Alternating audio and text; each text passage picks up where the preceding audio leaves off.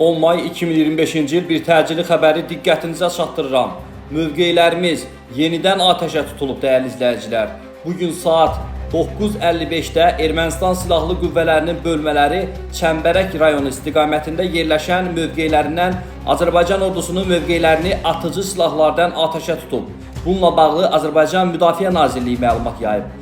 Bundan başqa, Ermənistan Müdafiə Nazirliyi güya Azərbaycan ordusunun bölmələri tərəfindən Xanazaq yaşayış məntəqəsi istiqamətində atəş açılması və yaşayış evinin zədələnməsi barədə tamamilə yalan və dezinformasiya məqsədi daşıyan məlumat yaymaqla beynəlxalq ictimaiyyətdə yanlış rəy formalaşdırmağa və növbəti təxribatlarına zəmin yaratmağa cəhd edir.